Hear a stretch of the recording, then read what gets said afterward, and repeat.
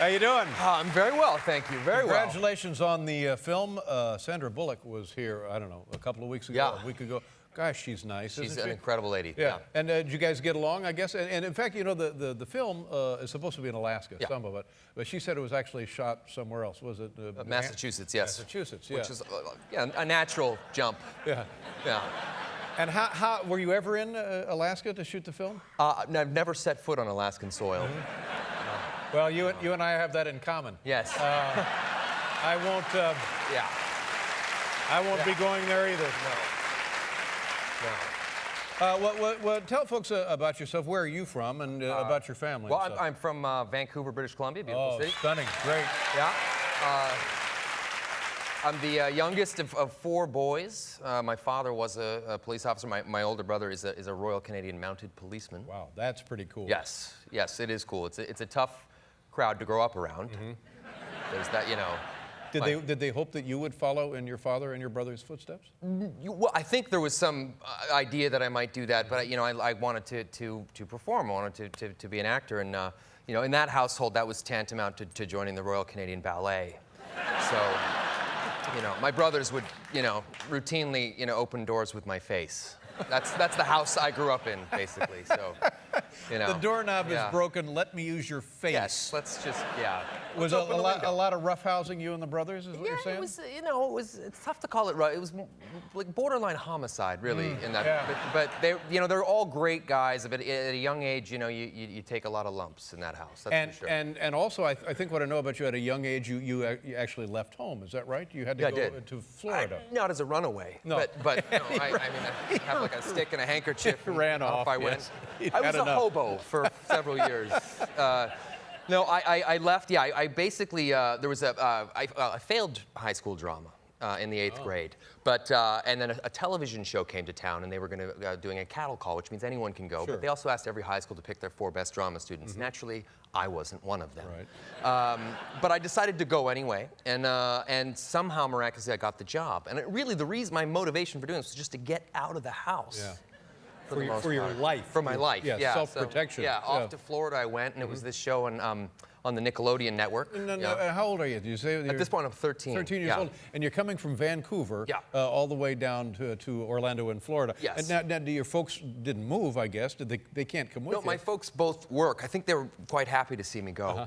That's awful. Yeah, so off I went. I was there. They had a chaperone, and I was living in a house with all the rest of the cast. It was a lot like Celebrity Rehab, but no one was a celebrity. And it was a lot of fun. It was the time of my life, but it was the show was hysterical. It was. What kind of things you say? Now it's a 13-year-old kid with other 13-year-old kids. 13 through 18. And some kind of chaperone circumstance. So was it crazy or not as crazy? You know, we disabled her early on. You know, and then. From there, we pretty much acted like we were behaving, but I think she was broken by night 2, you know. But it was a lot of fun. I mean, the show itself was hilarious. It was this kind of, you know, soap opera, very rough around the edges. The stoned college kids kept it on the air for 4 years. Wow. And I think it showed on Al Jazeera as well or something. They enjoyed it over there as well. But it was. Well, they did enjoy it over there. Yeah, that's good to know. Yeah. And congratulations, you're still a newlywed, I guess, right? Yes, I am. How long have you been married? About 10 months, yeah. September. And tell the folks who your bride is. Everybody knows. Well, it's Scarlett Johansson. Lovely Scarlett Johansson, yeah. That's great. And met working together, met through friends. How did it come to happen? Oh boy, J-date? No. We just met at dinner with friends, and we were introduced, and then hit it off. Yeah. Good for you. Yeah. Thanks. Thank you. Thank you. You know, she's lovely when you see her on the screen, and also quite an actress. Amazing. So I've always wondered what that does. Does it create friction, competition, tension in the household if you have 2 actors? Not a lot of work talk around the house, you know? No, it's not too bad. Now, see, I wouldn't know if I were married to an actress. I wouldn't know when she was acting, but you know when she's acting. So do you ever have to say, wait a minute, you're acting? No. We don't wake up and just say, let's just act the crap out of this day. You know? Let's get out there and, you know. Yeah. Let's act the crap out of stuff.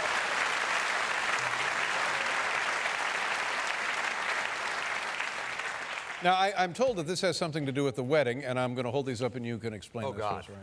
Yeah, that's me. Mm-hmm. Okay, I have to say, we didn't do any wedding gifts or anything like that, but occasionally something comes along that you just can't pass up. Right. And one day, somebody knocks on our door, and I open the door, and it's a gentleman standing there, and he says, I have a gift from you in the trunk of my car from Mr. Samuel L. Jackson. Sure. Now, I've seen Pulp Fiction. You know, immediately you're thinking it's a bloodless corpse of a frat boy.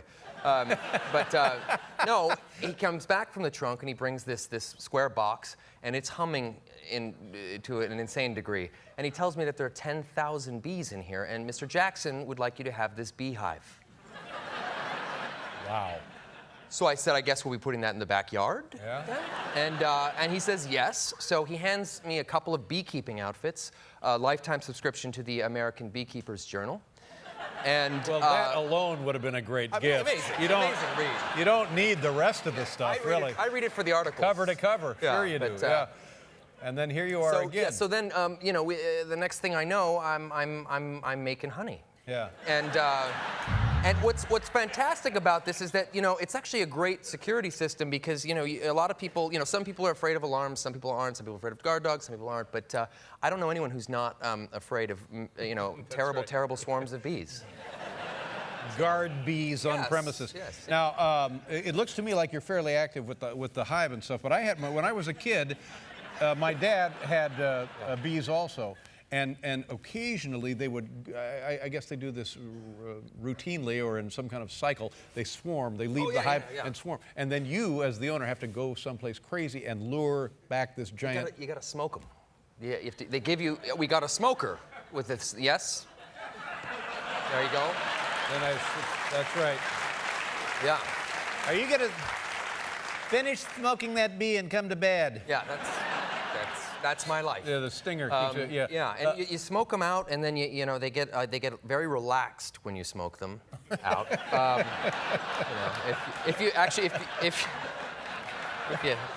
if you peer into the beehive there, you'll see that they're all watching daytime television in their underwear. Yeah.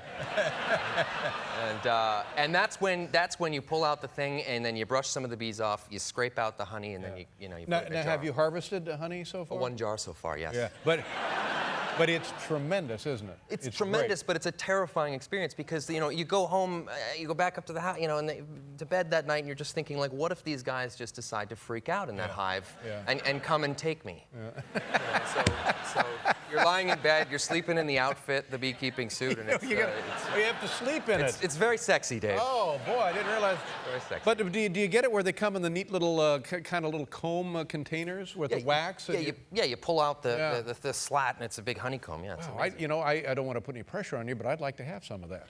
I'll send you a jar. All right, but I want the chunks of the comb in the... consider that done. All right, thank you very much. Consider that done. I mean, I don't want to put your life at risk, No. I can also send you a subscription to the American Beekeeper's Journal.